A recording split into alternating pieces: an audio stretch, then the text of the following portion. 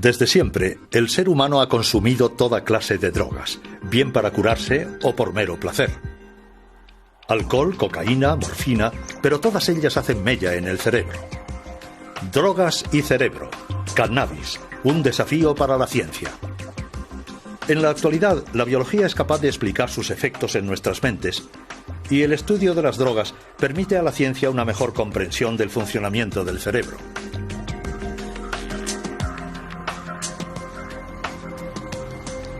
El cannabis es la droga más consumida del mundo. Para los científicos, el cannabis se ha convertido en una herramienta de exploración del cerebro, un utensilio tan inesperado como apreciado. Originario de las montañas indias y chinas del Himalaya, el cannabis sativa se ha utilizado desde hace mucho tiempo en las ceremonias rituales por sus virtudes terapéuticas. Marruecos es el primer productor mundial con 2.300 toneladas anuales. El cannabis se fuma bajo la forma de hojas secas, llamada marihuana, hierba o grifa, o bien en forma de resina o hachís, y el kif, un polvo del polen que se extrae golpeando la planta, una técnica tradicional en Marruecos.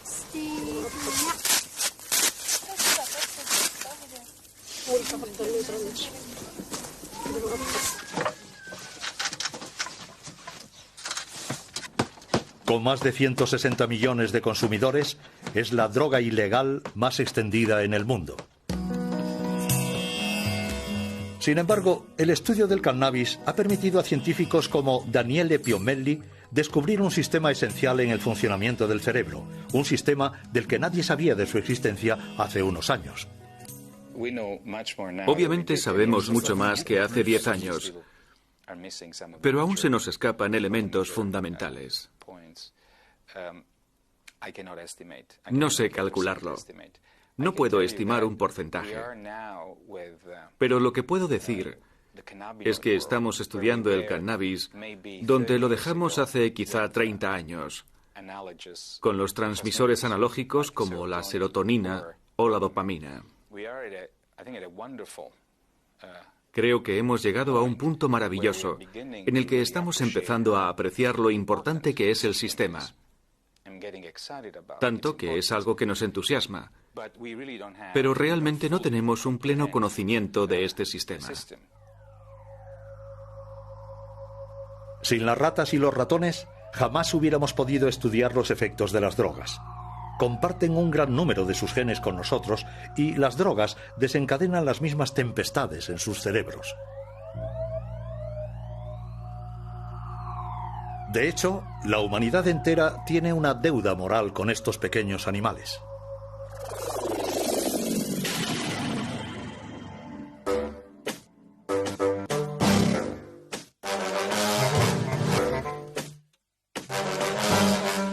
Podemos drogar a las ratas, manipular sus genes e incluso diseccionarlas. Es la triste pero necesaria labor diaria de los laboratorios que comparan el estado de las ratas drogadas o genéticamente modificadas con las ratas controladas o normales.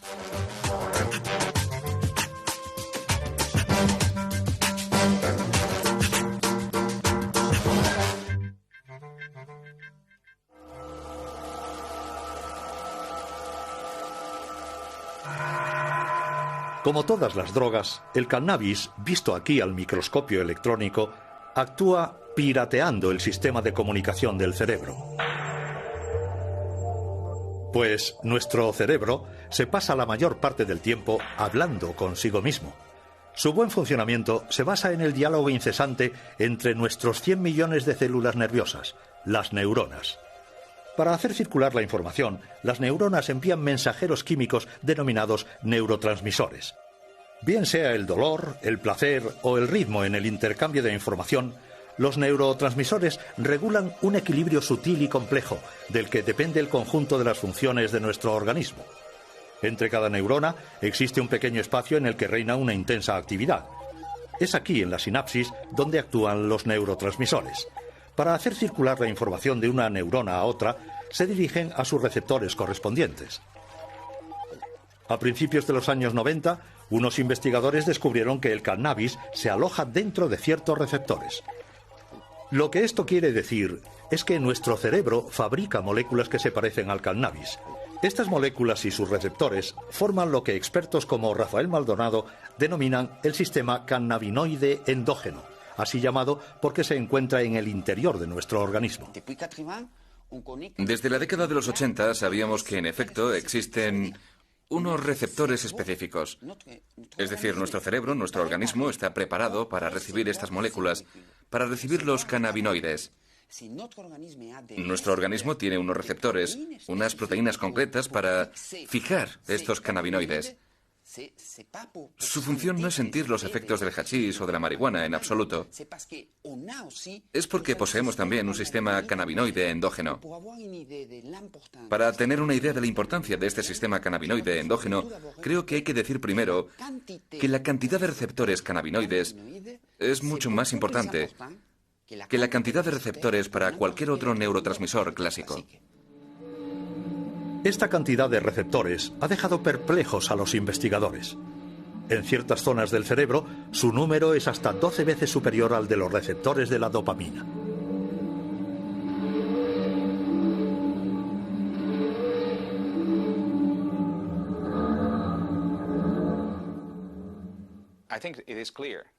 Creo que es obvio que el sistema cannabinoide realiza una función mayor en el cerebro. Una función que no podríamos adivinar ni siquiera hace 5 años.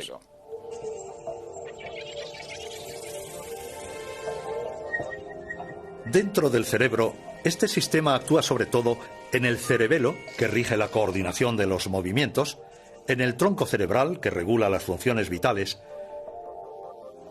y en el estriato, el hipocampo y la amígdala, responsables respectivamente de los movimientos reflejos, de la memoria y de la ansiedad.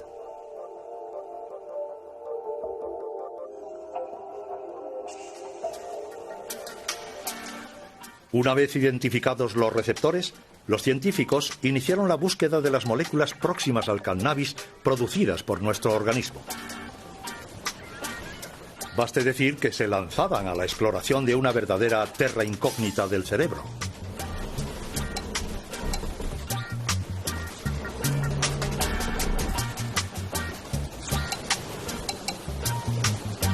En 1992 consiguieron aislar la primera molécula cannabinoide, la anandamina. Su nombre proviene de la palabra ananda, que significa felicidad en lengua sánscrita.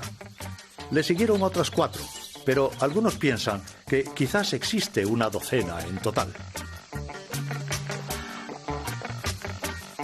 Si los científicos han hecho estos descubrimientos tan tarde, es porque no tenían un buen retrato robot. Buscaban neurotransmisores clásicos, mientras que los cannabinoides no se parecían en nada a ellos.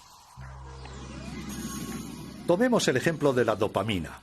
Este neurotransmisor espera en la primera neurona a que le den órdenes. Entonces se libera en la sinapsis para ubicarse en los receptores de la neurona siguiente. Los cannabinoides no existen como tales. Cuando el cerebro los necesita, se autofabrican utilizando la grasa de la superficie de las neuronas. Se reubican rápidamente durante la sinapsis y así pueden estimular a los receptores de cualquier neurona. Neurofarmacólogo en la Universidad Francesa, Jean-Paul Tassin estudia desde hace tiempo los efectos de la molécula activa del cannabis, la delta 9 tetrahidrocannabinol, o THC. Se puede decir que los humanos en su cerebro fabrican moléculas que son similares a las drogas. ¿Cuál es la diferencia entre las drogas procedentes del exterior de las que vienen del interior? Pues bien, una de las grandes diferencias es la cantidad. Es decir, la cantidad de sustancia que uno toma con el tetrahidrocannabinol u opio no tiene nada que ver con lo que se libera en el cerebro. Este es el primer nivel. El segundo es la localización. Los productos en cuestión en el cerebro son liberados únicamente en una zona extremadamente precisa a nivel de la sinapsis y a nivel de un área que tiene una dimensión infinitamente pequeña. Así pues, cuando se toma, cuando se ingiere, dicha sustancia invade todo el cerebro. Por tanto, todas las áreas son estimuladas simultáneamente. Eso es muy loco. Isso aí. Pode crer.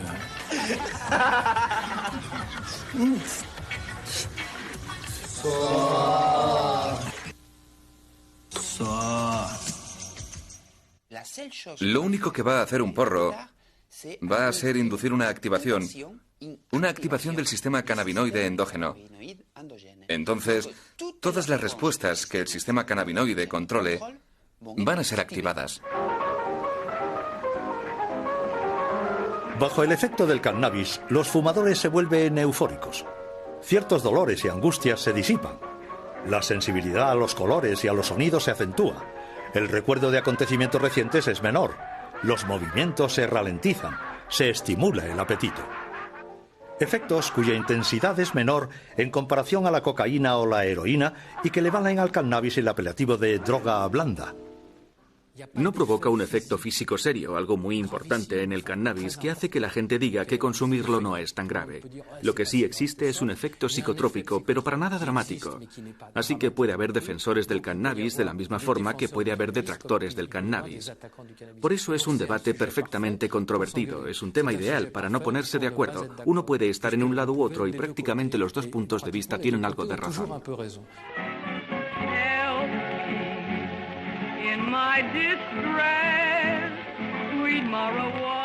El cannabis empieza a difundirse por Europa a principios del siglo XIX.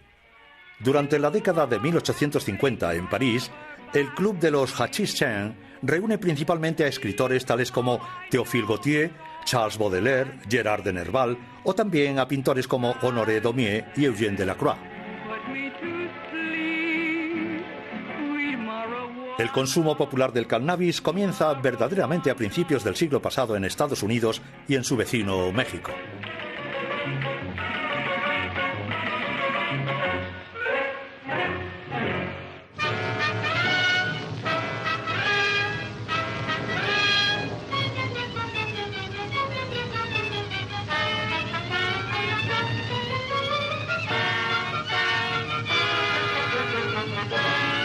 En los años 30, los países occidentales prohíben el cannabis. Las películas propagandísticas ponen en guardia a las familias. La marihuana es calificada como asesina de la juventud. Pero en ambientes musicales, los artistas y poetas de la generación beat preconizan abiertamente su consumo. Y es con el movimiento hippie en mitad de los años 60 cuando se produce su consumo masivo entre los jóvenes, primero en Estados Unidos y luego en Europa. El cannabis se convierte en la droga del love and peace.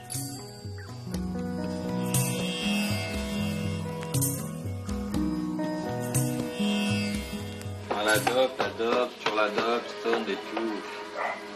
La plupart des trucs me rendent vraiment triste, ça. Le pied, la planète, il n'y a plus que ça. Pourquoi tu fumes, toi? Tu fumes, toi? Tu fumes, toi? Tu fumes, toi? Tu fumes, toi? Tu fumes, toi? Tu fumes, toi?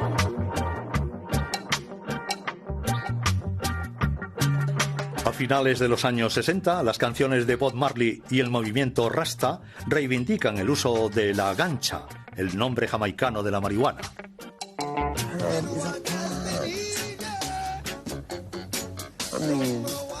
Herbs are good for everything. Why these people want to do so much good for everyone who call themselves governments and this and that? Why them say you must not use the herb? You see? And we check that and we can't find, we just see them just say, no, you must use it because it make you rebel, make you rebel, make you rebel.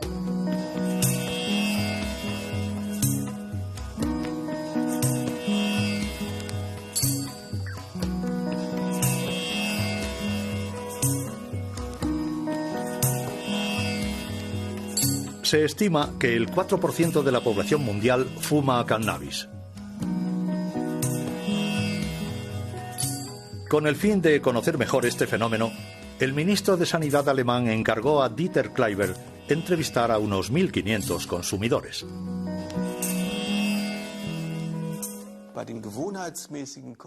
Entre los consumidores regulares, parece que destacan de manera relativamente clara 3 subgrupos, que a su vez hacen posible una subclasificación.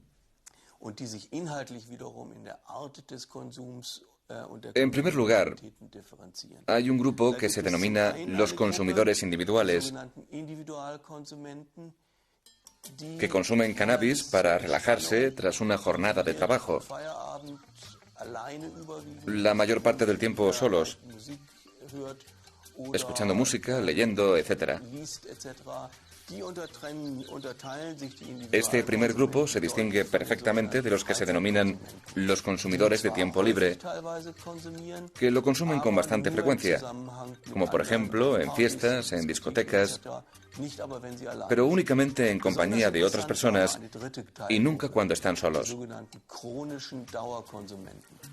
Pero el grupo más interesante era el tercero, aquellos llamados consumidores crónicos y de larga duración. Estos no solamente han comenzado a edades muy precoces, sino que también son generalmente más jóvenes, y su tasa de dependencia es la más elevada, en torno a un 28%. En conclusión, pensamos que la dependencia en los consumidores de cannabis puede tomar la forma de una adicción crónica.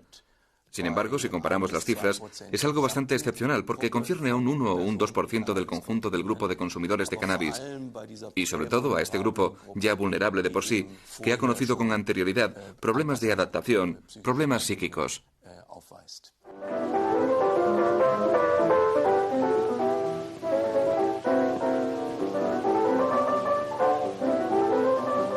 Dependencia, la gran palabra tabú. Es decir, el cannabis tiene algo en común con todas las drogas. Provoca en el cerebro un incremento de dopamina, un neurotransmisor implicado en la sensación de placer.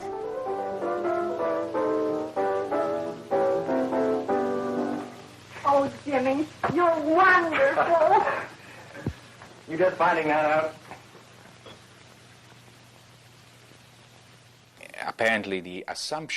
Aparentemente, el consumo de drogas cannabinoides estimula la emisión de dopamina, la secreción de células de dopamina. Las terminaciones que acaban en el núcleo accumbens provocan una liberación de dopamina.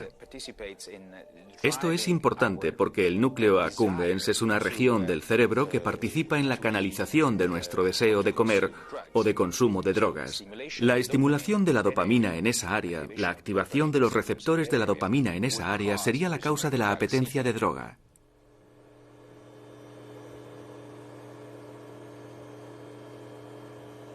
En su laboratorio, Rafael Maldonado pone a prueba las propiedades vigorizantes del cannabis en los ratones.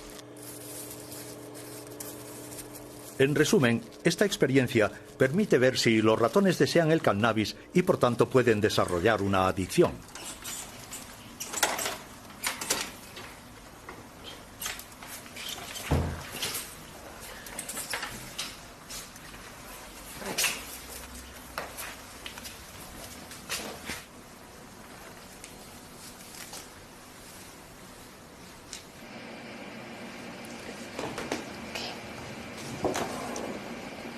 Este es el paradigma de condicionamiento de plaza, donde tenemos un compartimento que el primer día, en la fase del pretest, pueden explorar libremente los dos compartimentos. Entonces, es para ver que no hay una preferencia inicial por ninguno de los dos compartimentos. Entonces, a partir de ahí empiezan las fases de condicionamiento, donde se asigna un compartimento a la droga y el otro compartimento al salino, que no es ni reforzante ni aversivo. Entonces, si la droga ha sido reforzante el día del test, los ratones pasarán más tiempo en el compartimento asociado a la droga. Si ha sido aversivo, pasarán más tiempo en el compartimento no asociado a la droga. Y cuando se les inyecta cannabis, los ratones pasan más tiempo en el compartimento negro, síntoma de que les gusta. Pero para medir el grado de dependencia en los humanos, médicos e investigadores echan mano del manual de referencia para diagnosticar los problemas mentales, el DSM-4. Este sistema, el DSM-4, permite definir los criterios para afirmar que una persona tiene un cuadro de ansiedad, un cuadro depresivo, de esquizofrenia o una adicción. Se trata de criterios. Si se utiliza de forma bastante estricta este sistema, podremos decir que sí, que el cannabis entra dentro de los criterios para inducir a una dependencia.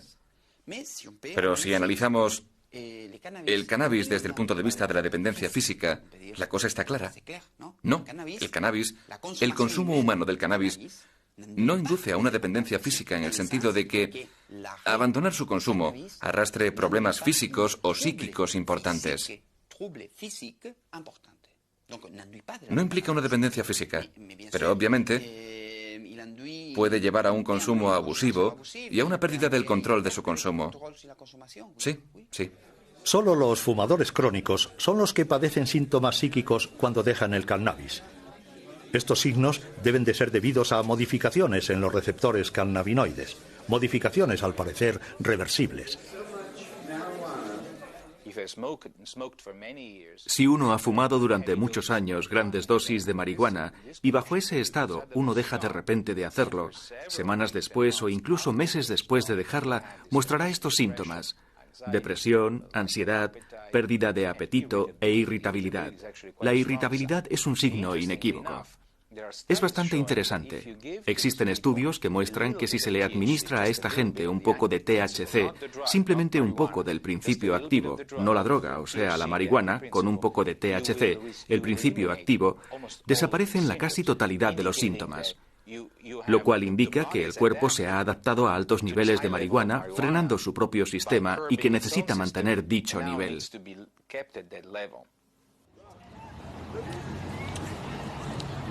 Un número creciente de fumadores con problemas solicita ayuda médica.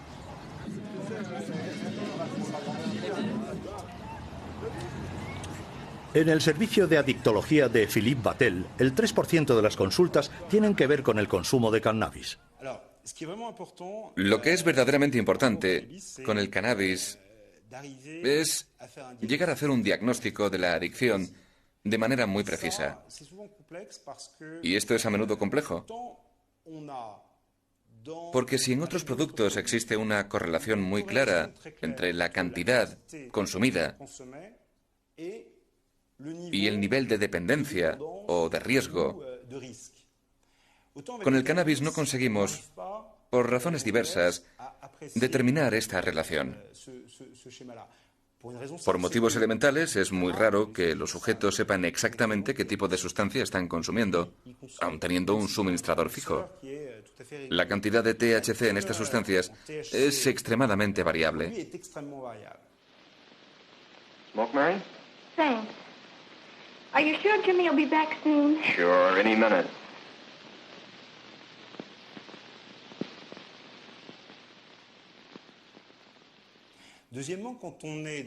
En segundo lugar, el hecho de estar sometido a un test, e incluso el hecho de tener que anotar cada día lo que uno fuma, me refiero al cannabis, vemos que es algo muy difícil de hacer por la simple razón de que el cannabis altera la memoria inmediata.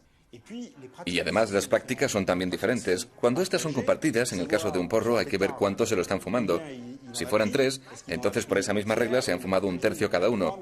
Pero uno ha podido dar más caladas que el otro. No se puede saber lo que ha fumado cada cual. Este es el primer problema. El segundo problema es que determinar el nivel de dependencia es complicado porque los sujetos, por regla general, durante mucho tiempo minimizan bastante las consecuencias. Pero no lo hacen de mala fe, sino porque no tienen los medios cerebrales ni cognitivos de reconocerse en dificultad. Por ejemplo, alguien te puede decir: yo fumo porque me siento mucho mejor con mis amigos. Pues bien, uno va a tratar de entender este fenómeno, uno va a intentar analizarlo, pero de repente te suelta esto: sí, pero parece ser que cuando ya he fumado demasiado, siento una auténtica angustia y tengo, entre comillas, la paranoia del fumador, que hace que a aquel a quien conocía bien y al que apreciaba se convierta en un extraño y alguien potencialmente dañino para mí. Es algo francamente desconcertante para un fumador de cannabis.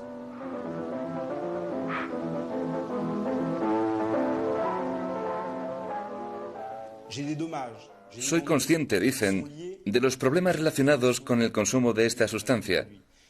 Estos inconvenientes son los que me empujan a tomar la decisión de dejarlo. Vemos entonces al sujeto ante un gran dilema. ¿Continuaré igual o podré dejarlo? Inicialmente va a optar por la parte negativa, y una vez que la balanza se haya inclinado hacia ese lado, entonces le ayudaremos en su decisión. Desde hace varios años, en Europa, el consumo de cannabis está en constante aumento entre los jóvenes. En Estados Unidos, 1 de cada 5 jóvenes ha fumado alguna vez un porro. Según Daniele Piomelli, este consumo precoz del cannabis podría tener consecuencias nefastas en sus también jóvenes cerebros. Los adolescentes se asemejan a los adultos en muchos aspectos. Son tan altos como un adulto, algunos ya tienen barba, llevan una vida sexual, tienen todo lo de un adulto, pero hay algo que los adultos suelen perder: la curiosidad, una gran apertura a todas las cosas, un interés intelectual hacia todo. Y la razón de esto es porque los sistemas del cerebro implicados, como por ejemplo el sistema de la dopamina en los procesos de búsqueda, en los comportamientos indagadores, en la curiosidad, estos sistemas se desarrollan más tarde en la vida, concretamente hacia esta edad. Por tanto, si se empiezan a activar estos sistemas de forma inapropiada durante su etapa de desarrollo, el tipo de problemas generados más tarde en la vida pueden ser considerables. Now, the object is to get all that smoke into your lungs and as much as you can and hold it just for as long as you can. George, I really don't want to. Now, come on. It won't hurt to try. Take it. You can never tell if marijuana will hurt you. It is inconsistent and unpredictable. Some grass may be weak and some very strong. And each person will react differently to the same batch. You'll get better. What's the effect on it? Well, just take a few more totes off this and you can find out. Keep going. Oh, come on. Most pot smokers feel compelled to turn others on and will exert pressure on their closest friends. Anyone who does not share his fascination of getting stoned is an outsider. Evidentemente, aquellos que consuman cannabis van a ser en principio los jóvenes, que están en su etapa adolescente, que están a punto de sufrir una modificación, de forjar su personalidad en función de su entorno. El hecho de fumar cannabis les va a permitir, durante el tiempo que dure, guardar una cierta distancia respecto a esta obligación, que no es sino la de adaptarse a un ambiente y en afianzar su personalidad. Pues bien, esto puede ser una ventaja si se hace de forma moderada, porque esto le permite relajarse, entre comillas. Pero si se consume de manera regular, entonces esta confrontación, que es obligatoria si uno quiere convertirse en adulto, es rechazada, y además de eso es deformada por el cannabis. Yeah. The whole summer. At a critical time when young people must make decisions that will shape their future, the people who become dependent upon marijuana are dependent on an escape that makes the unreal seem beautiful and the reality of life seem unnecessary. Now, Pat, wake up. Come on, Pat. No time to cry. Creo que si hubiera que poner un límite, ese límite sería a partir del momento en el que un adolescente empieza a fumar por las mañanas, es decir, al inicio, al comienzo del día, que es cuando va a hacer frente a los hechos cotidianos. A partir de ese momento, podemos decir que existe, tal vez, un riesgo al que hay que prestar atención. Failing this, the next tragedy may be that of your daughter, or your son, or yours, or yours, or yours.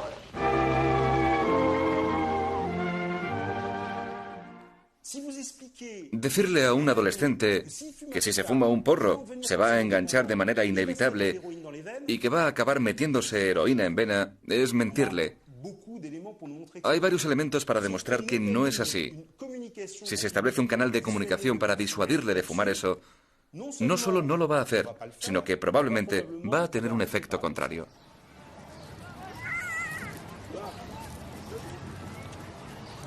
A altas dosis, el cannabis puede provocar una dependencia psicológica, pero no una dependencia física. Entonces, ¿cómo prevenir del consumo de una droga cuyos efectos no son, según los científicos, nada graves? Yo quiero que se pongan medios contra el cannabis y es necesario hacerlo, pero hay que hacerlo, uno, con prudencia y dos, teniendo en cuenta el hecho de que el 50% de los adolescentes lo consumen. No hay un 50% de adolescentes que tienen un gran problema con el cannabis. Eso no es cierto.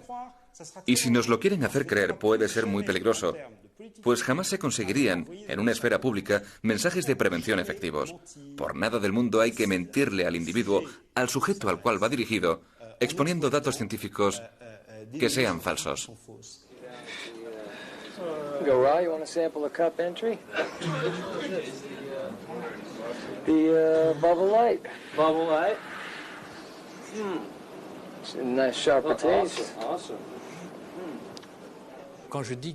Cuando digo que solo lo fuman los adolescentes, exagero. Bien, a pesar de todo, es una realidad epidemiológica.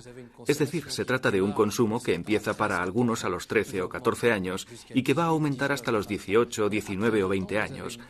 Pero después de los 20 años hay un descenso bastante notable en el consumo de cannabis, lo que es, por otra parte, una prueba de que el cannabis en sí no es un producto extremadamente adictógeno, adictivo, pues se percibe que se puede dejar sin dificultad. Y a menudo, a partir del momento en el que los adultos entran en el mundo laboral de una forma relativamente regular, dejan de consumirlo o lo hacen de una manera totalmente lúdica y sin importancia.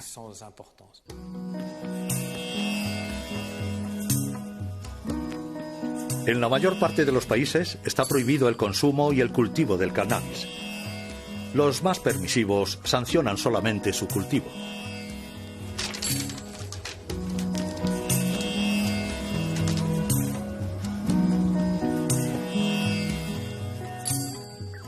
Los holandeses fueron los primeros en acuñar el concepto de droga blanda en su legislación. El consumo de cannabis no está considerado como delito, aunque su venta solo es autorizada en los coffee shops. Cada año, sus seguidores se dan cita en Ámsterdam con ocasión de la Cannabis Cup, una especie de campeonato del porro. Tenemos el Double Bubble, lo que significa que ha sido 3 veces ganador de la Cannabis Cup.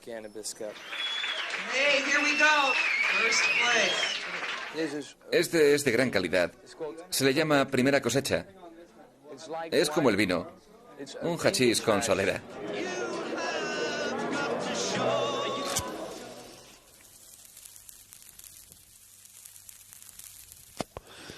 Sin embargo, durante estos últimos años, a esta droga denominada blanda la han acusado de ser desencadenante de un grave problema psiquiátrico, la esquizofrenia.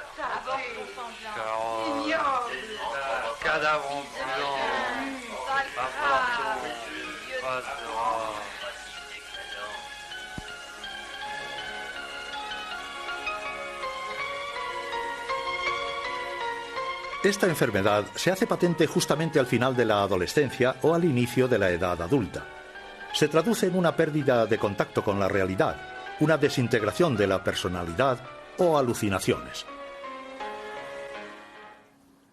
Cuando vemos a individuos que tienen un cuadro esquizofrénico y una adicción al cannabis, al retomar cronológicamente su historial, nos damos cuenta de que, incluso antes del cannabis, existían ya pequeños elementos que eran signos precoces, en los cuales los psiquiatras han aprendido a reconocer problemas de índole psicótica en la evolución del sujeto.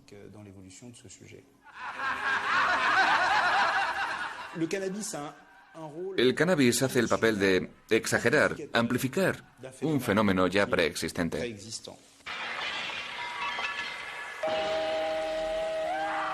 Parece que se ha descubierto al revés el problema de la esquizofrenia y del cannabis.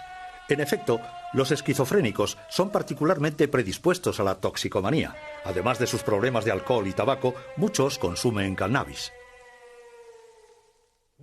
Sí, Los esquizofrénicos consumen mucho cannabis por razones que, por otra parte, han sido bien estudiadas y que son el hecho de que eso les permite encontrar una sensación, si no de euforia, al menos de placer. Sabemos que uno de los síntomas deficitarios de la esquizofrenia es la pérdida de esta capacidad de sentir el placer. El cannabis les permite conseguirlo farmacológicamente. Y además del hecho de tener que buscar el producto, que es, como todos saben, ilícito, y para el cual hace falta un proveedor que le suministre, también existe una sociabilidad. En el caso de los esquizofrénicos, el aislamiento es uno de los síntomas deficitarios de la enfermedad.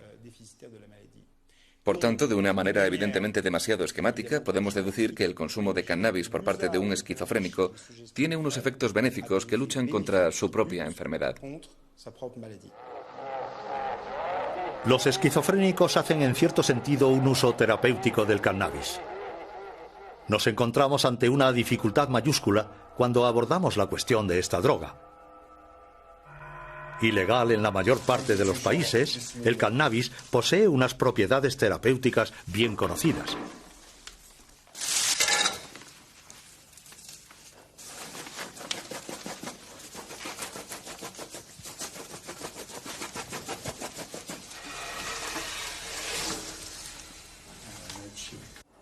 Non, moi je connais, c'est du poison, ça, c'est pas du poison, c'est de la médecine. Voilà, comme ça.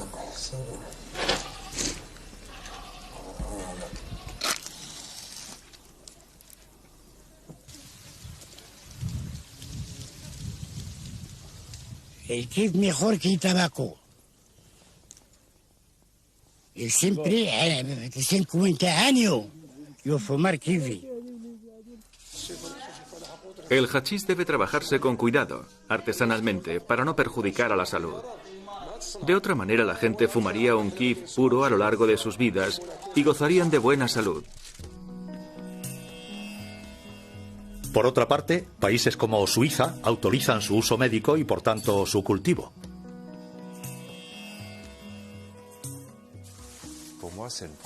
Para mí es una primicia, en el sentido de que los médicos suizos empiezan a recetar cáñamo a sus pacientes. Esto es un extractor de polen. Vamos a recuperar la resina y la apelmazaremos para que adquiera una forma dura, más fácil de transportar y de enviar a nuestros enfermos.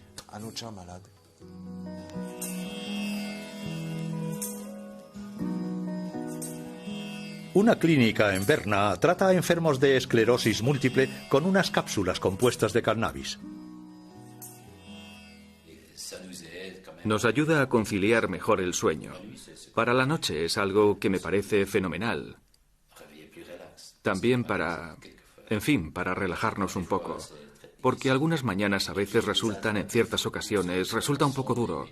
Y bueno, la alternativa a este tratamiento es a base de una medicación muy fuerte que provoca efectos secundarios bastante notables. Yo diría que se hacen notar. Por esta razón ya no he vuelto a probar la otra medicación contra los temblores, los espasmos o los calambres, porque los efectos secundarios eran realmente muy fuertes, demasiado fuertes para mí. Por eso dejé de tomarla, mientras que con esto ahora no noto ningún efecto secundario. El uso del cannabis con fines médicos está permitido, por ejemplo, en Suiza. Allí existen 300 plantaciones de marihuana, pero solo 40 son legales.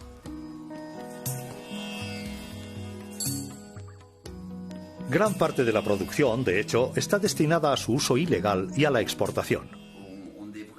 Deberíamos darnos cuenta de que el hecho de que haya sustancias que induzcan o no a un consumo abusivo no tiene nada que ver con los efectos de una sustancia que podría ser aplicada clínicamente.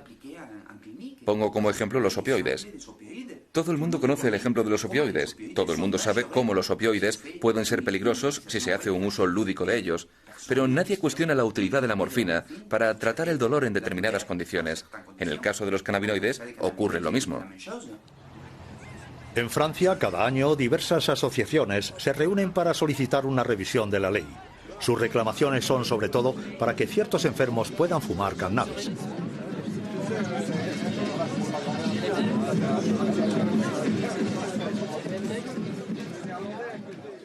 Estoy bajo triterapia. Tiene unos efectos secundarios que son difíciles de soportar. Me he dado cuenta de que el uso del cannabis me permitiría atenuar esos efectos secundarios. No concibo que alguien me impida hacerlo. Los mensajes de la sanidad pública deben ser prudentes y bien adaptados. Si tienes un paciente que padece un cáncer terminal y necesita marihuana, creo que sería poco ético impedir a ese paciente que la consuma por razones políticas. En Canadá, Australia y Europa, los enfermos de SIDA o de cáncer han conseguido cambiar la ley y han obtenido el derecho a fumar porros con el fin de aliviar sus dolores y sus náuseas. La marihuana es una droga. Produce unos efectos que uno no puede pedir a la gente que los tolere en la vida diaria. Uno no querría un analgésico que al tomarlo cada día provocara pérdida de memoria. Esa persona sería un desastre en su trabajo. O que estuviera eufórico todo el tiempo sería un problema para sus compañeros de trabajo. Bom, sou Alfredo, Anelisa. Queria aproveitar momento para pedir em casamento a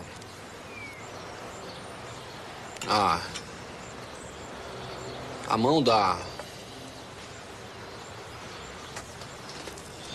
Ai. Natália. A maconha mata de vergonha. No vamos a discutir si es peligroso o no el consumo lúdico del cannabis. Ese no es el asunto. Lo importante es que el sistema cannabinoide endógeno es un área ideal para investigar nuevos medicamentos.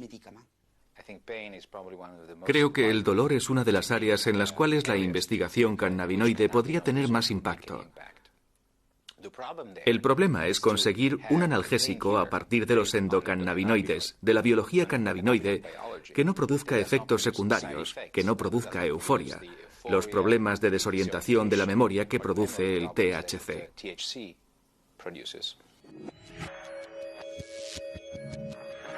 El problema del cannabis es que invade el cerebro y estimula todos los receptores sin discriminación alguna.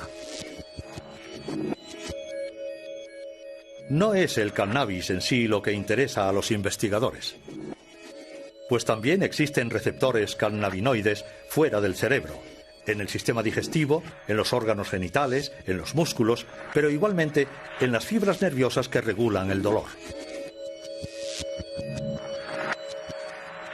Los investigadores tratan de actuar directamente y de manera concreta sobre los receptores, jugando con las tasas de endocannabinoides, como la anandamina, por ejemplo.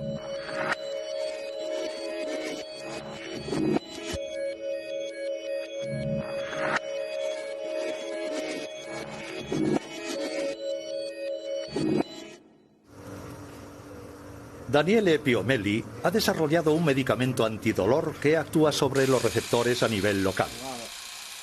Para testar su eficacia, ha tenido que practicar una ligadura en el nervio ciático de unas ratas de laboratorio. Esta rata no ha recibido ningún tratamiento. Con un dolor intenso apenas puede moverse.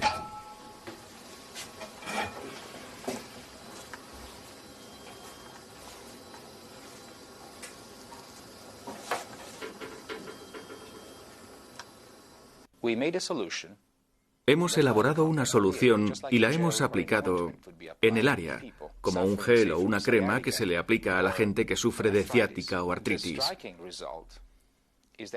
Lo asombroso del resultado es que los animales que han recibido tratamiento con la droga cannabinoide mostraban una conducta que indicaba una completa o casi completa desaparición de la respuesta al dolor. La rata tratada se comporta como si gozara de una perfecta salud.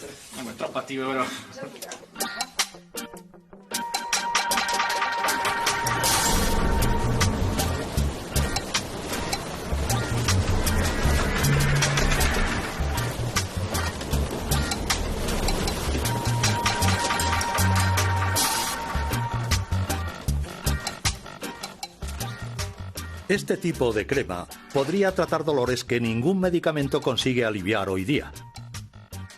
Es el caso de los dolores crónicos debidos a la diabetes, a lesiones en el sistema nervioso o incluso a la amputación de un miembro. pero la investigación del sistema cannabinoide permite desarrollar aplicaciones todavía más sorprendentes que el tratamiento del dolor.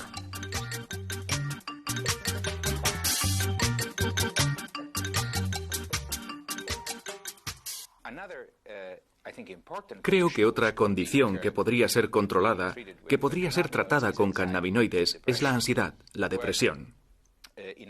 Experiencias con animales muestran que si se bloquea la desactivación de la anandamina, el camino que lleva a la destrucción de la anandamina, si se bloquea el acceso y se incrementan los niveles de anandamina, en lugar de tener los mismos efectos que provocan la activación de los receptores cannabinoides, tendremos solo unos efectos muy selectivos que incluyen un importante efecto antiansiedad en los animales.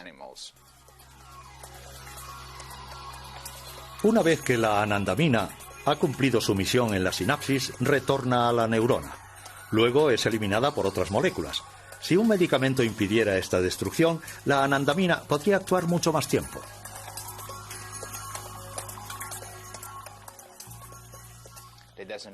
Esto no quiere decir que vaya a funcionar en las personas de la misma manera, pero ya es un paso, y ya podemos desarrollar nuevos componentes que con suerte nos lleven a dar con medicamentos contra la ansiedad en humanos.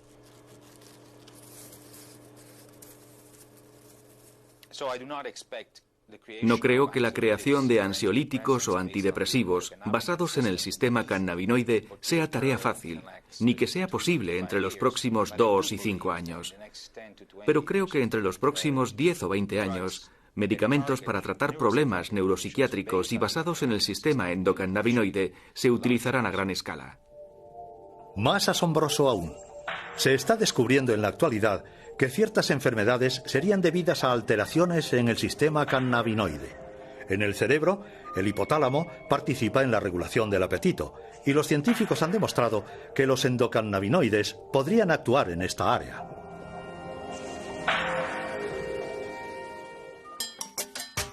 Esta propiedad puede servir para combatir la obesidad. Una compañía farmacéutica está a punto de sacar al mercado un nuevo tratamiento contra la obesidad inspirado en la ciencia del cannabis.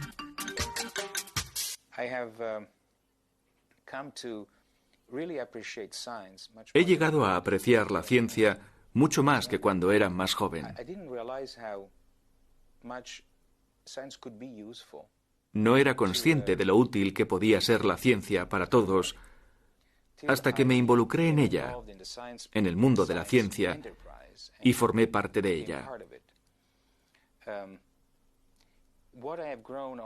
Lo que he llegado a comprender, sin embargo, es el hecho de que la ciencia tiene como objetivo último comprender y ayudar a la humanidad, sobre todo la ciencia médica.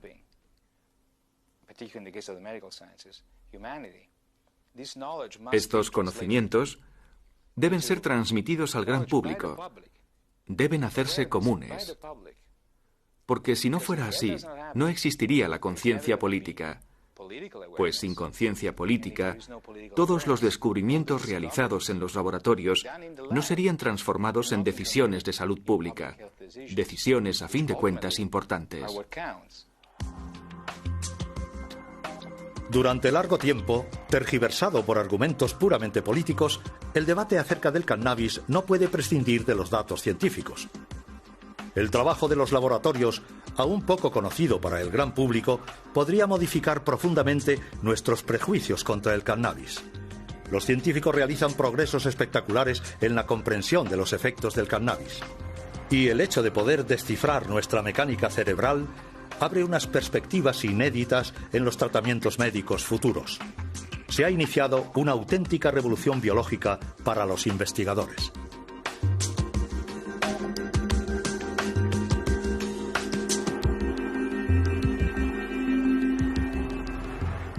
A todas las ratas y ratones que cada día en los laboratorios contribuyen a una mejor comprensión de la conciencia humana.